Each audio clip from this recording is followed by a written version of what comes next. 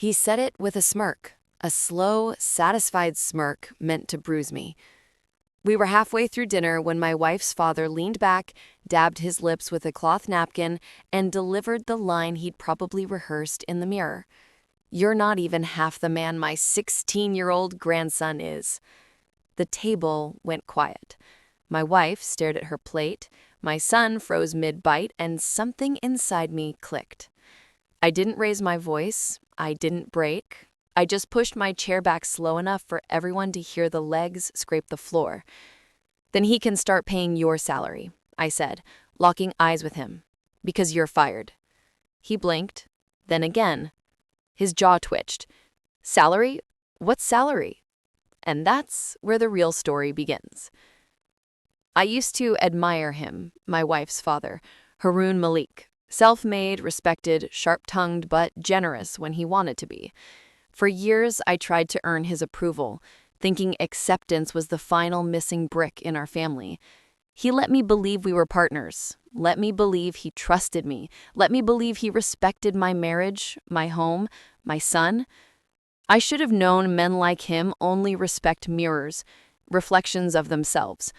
The first crack appeared on a quiet Wednesday. I walked into my office and found my assistant frozen in place, screen glowing with an email she clearly hadn't meant for me to see. A message forwarded from Haroon. My name, my company, and the phrase, "Keep him distracted. Keep him comfortable. He won't see it coming." It was the last line that cut deepest. After we take controlling shares, he's out. And don't worry, my daughter won't leave him. She's too used to his money. I stared at that email for a long time. Not angry, not broken, just awake. Pain is a good teacher. Silence is an even better weapon. I spent the next 6 months saying nothing. I studied him, mapped him, tracked every secret deal, every side meeting, every business trip he thought I didn't know about. My lawyer worked quietly. My son's trust fund was sealed. My shares were moved into a holding company under a legally separate division, one Haroon had no power to touch. And then I did something no one expected. I hired him. On paper, he became a consultant. In reality, he became an employee with no ownership rights, no claims, no leverage. He never read the contract. Men like him never think they need to. 3 days before the dinner, I received the final document I was waiting for, proof that Haroon had been siphoning company resources into a shell corporation. He didn't know the shell belonged to me. He didn't know every illegal transfer was digitally watermarked. He didn't know the noose he'd built was around his own neck. All he knew was that dinner was at 7. When he insulted me, that was the moment I had planned for. His arrogance was my stage. His words were my cue. "Salary? What salary?"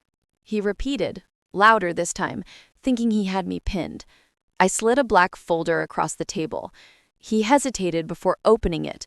His eyes scanned the first page and the color drained from his face.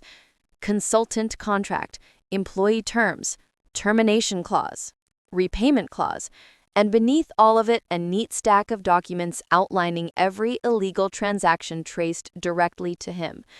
I watched his throat tighten. I leaned in slightly. "That's the salary you've been taking, and that's everything you'll be repaying." My wife finally looked up, staring at her father as if seeing him for the first time. My son frowned, confused but somehow proud. Haroon looked at me with something I'd never seen in his eyes. Fear. Real fear.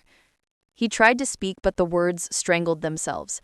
He turned to my wife, his last possible lifeline, but she whispered only 4 words. "Dad, what did you do?" He stood, stumbled, and left without another word. The next morning, my lawyers filed the charges. The board removed him from every position. His assets were frozen. His reputation shattered in a single news cycle. And for the first time in years, the silence in my house felt clean. People think revenge is loud. They're wrong. Revenge is precise, measured, cold enough to stay steady, warm enough to feel right. He tried to destroy my family, so I took away the only thing he loved more than himself, his power. As I watched him sink under the weight of his own greed, a single thought crossed my mind. I didn't destroy him. I just handed him the mirror.